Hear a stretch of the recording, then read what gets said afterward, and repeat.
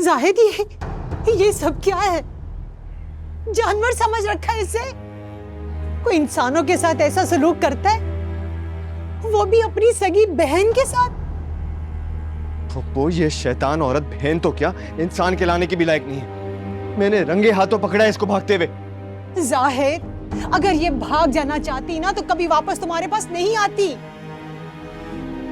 अगर औरत दिल में एक बार ठान लेना तो मर्द उसके दिल को मोड़ नहीं सकता। ये सब कुछ अगर सह रही है ना तो अपनी मर्जी से अपने भाई के प्यार में सह रही है। भाई समझा कब है इसने मुझे? तुमने कभी से बहन समझा? जिंदगी में सारे रिश्ते तुमने अपनी मर्जी से तोड़ लिए। अपने दिल पर हाथ रखकर बताओ, जब ये इतने साल मेरे पास रही तुम कितनी बार आए इसे मिलने के लिए? जाहिद, अपने बाप की गलतियां ना दोहराओ। अच्छा, और इसको दोहराने दो इसकी माँ की गलतियां? क्या इसकी माँ? इसकी माँ, इसकी अपनी कोई शख्सियत नहीं है? इसकी कोई अपनी खुशी, अपने अरमान नहीं है? जाहिद, तुम्हारी बहन अपनी बदनसीब माँ की बेटी होने के अलावा एक इंसान भी है, जिसे अपनी मर्जी से जीने का हक अल्लाह ने भी दिया है। अच्छा, तो क्या अल्लाह इंसान को इस बात का भी हक देता है कि अपनी मर्जी के खातिर दूसरों की जिंदगियां अजाब में डाल दो?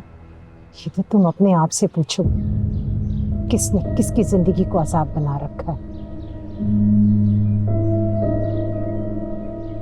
पता नहीं कब से बंद कर रखा है। कुछ खाने पीने को भी दिया कि नहीं? अरे इससे तो अच्छा था मुझे वापस कर देते, वहां मेरी बहू लान तान करती ना। अरे सह लेते हम दोनों पुप्पी भतीजी, पड़ी रहती वो एक कोने में। यूं रोज रोज तुम्हारे हो तो जलील तो नहीं होती ना?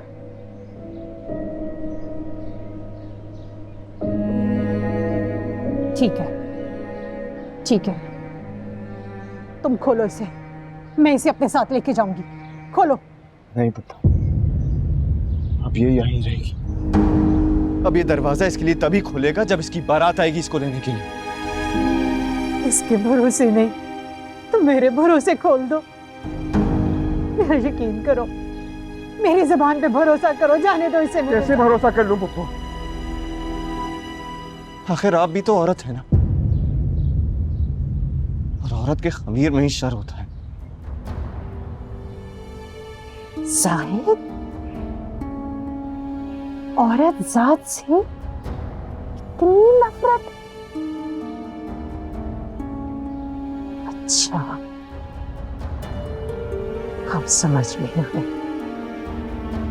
तुम्हें नाहिला से या उसकी माँ से नहीं, औरत जात से नफरत है।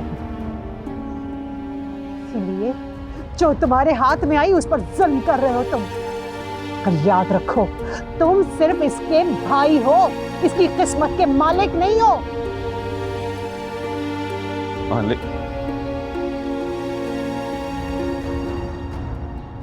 पप्पू, इसकी खातिर तो मैं